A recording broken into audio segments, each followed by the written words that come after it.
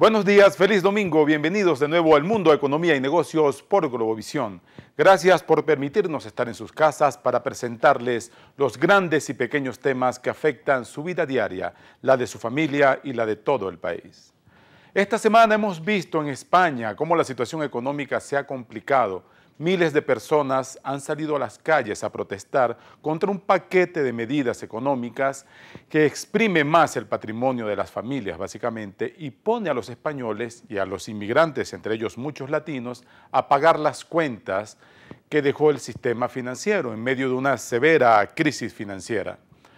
Lo que ha pasado en España nos ha recordado una historia más o menos reciente de los países latinoamericanos, inclusive la de Venezuela, hace 20 años cuando se aplicó un duro paquete de ajustes económicos, muy bien recordado como el paquetazo de Carlos Andrés Pérez. Vamos a analizar cuál es la vinculación en los ciclos de la economía entre lo que ocurre ahora en España y la situación de América Latina durante los años 90, en la llamada década perdida. Hemos traído varios invitados para esta sesión. El primero se llama Claudio Loser, es presidente del Grupo Centennial Internacional, un economista argentino que durante varios años trabajó en el Fondo Monetario Internacional. Fue jefe para el hemisferio occidental de este organismo tan criticado en todos los países. ¿Qué nos cuenta ahora Claudio Loser sobre lo que ocurre en España y lo que ocurría en América Latina? ¿Cuál es la razón de crisis como estas? Nuestra América Latina ha sufrido muchos años de desequilibrio. Realmente hemos tenido situaciones muy difíciles desde los años 60. La mayoría de la gente no lo va a recordar, pero realmente vivíamos con el corazón en la boca, con alta inflación, con crisis de balanza de pagos, con problemas cambiarios.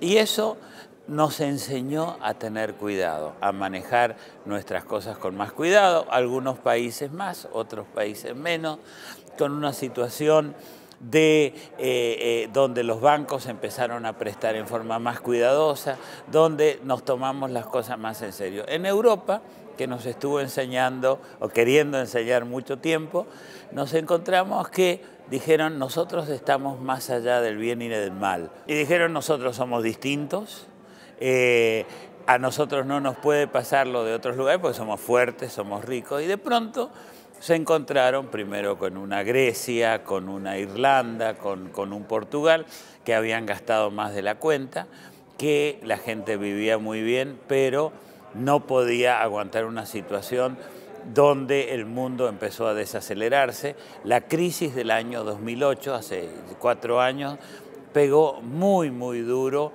y la economía europea le costó recuperarse y no pensaron, aparte de los alemanes y algunos otros, que había que pagar las deudas. Y eso los ha llevado a esta crisis.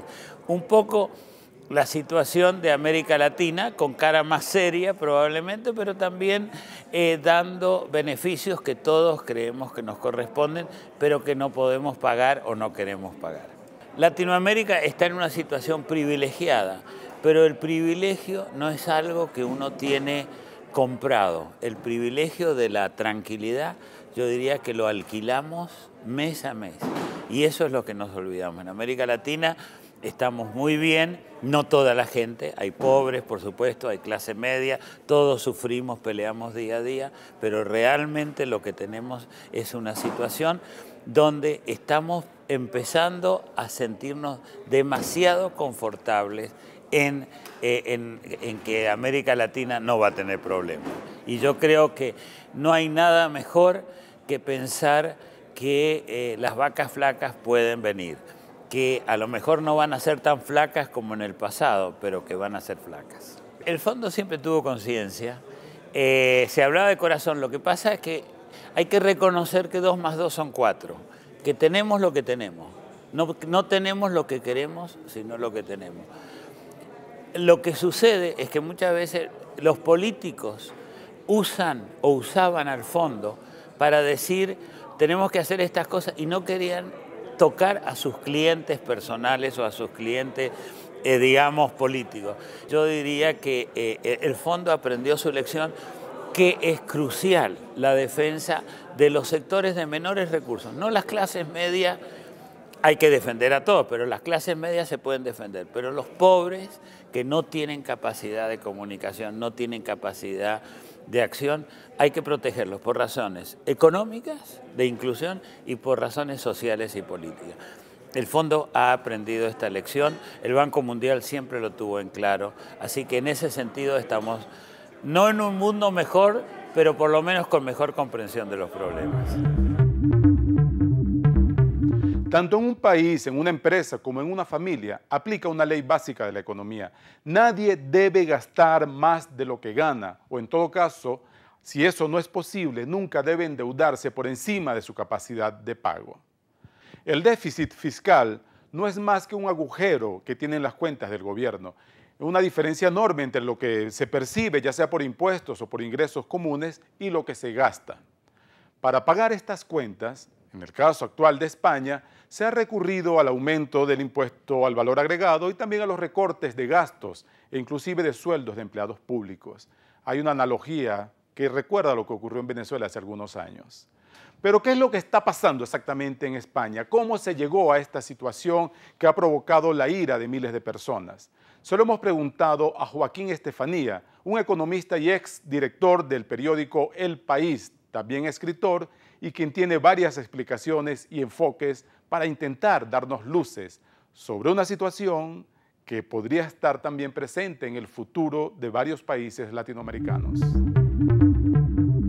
En España en estos momentos confluyen tres crisis.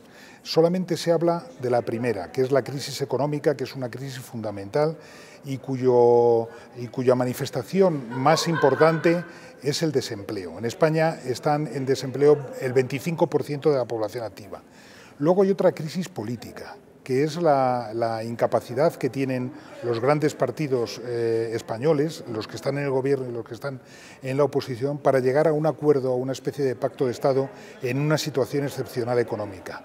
Y la tercera crisis, que es muy importante y que ha confluido, es una crisis institucional. Hay muchas de las instituciones que se generaron en la transición que se han quedado viejas o no están funcionando en estos momentos con toda la agilidad que se necesitaría. El problema de endeudamiento español es de endeudamiento privado, no de endeudamiento público. Es decir, el Estado se endeudó y se endeudó en unos momentos en donde los tipos de interés era bajo porque tenía muchas necesidades.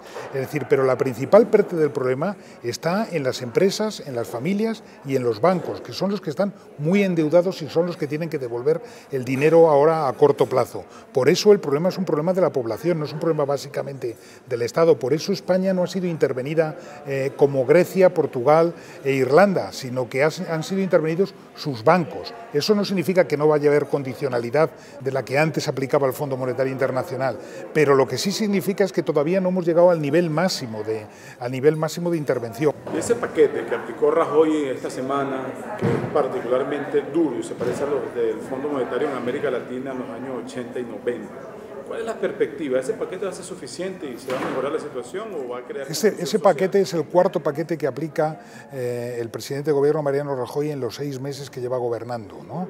Y en mi opinión de economista probablemente no va a ser suficiente, ¿no?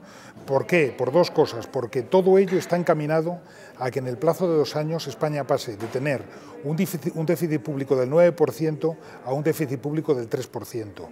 La historia demuestra que 6 puntos de déficit, 6 puntos de esfuerzo fiscal, un país, si lo tiene que hacer en 2 años, es prácticamente imposible hacerlo.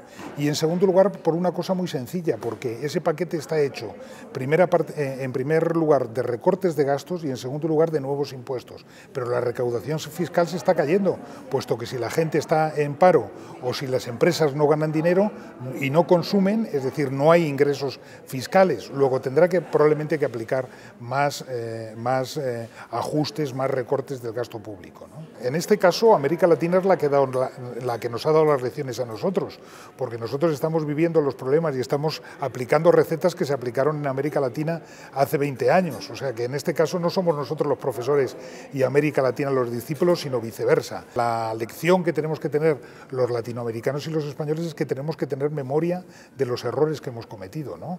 Y entre los errores fundamentales es muchas veces creernos mucho más ricos de lo que éramos verdaderamente, ¿no? Los almuerzos gratis no existen. La frase pertenece al economista liberal Milton Friedman, para explicar que al final del día alguien va a tener que hacer el sacrificio y meterse la mano en el bolsillo. La lección viene al caso porque Venezuela en los últimos años se ha endeudado aceleradamente y esa cuenta va a ser pagada por las futuras generaciones y también por esta. Este endeudamiento se basa en que el país tiene las enormes riquezas petroleras ya conocidas por todos y que el crudo pagará esa factura. Pero ¿qué pasaría si caen drásticamente los precios del petróleo? ¿Habrá capacidad de pago para honrar los compromisos? ¿Qué puede deparar el futuro? Al regreso, con otros economistas, vamos a ventilar este escenario.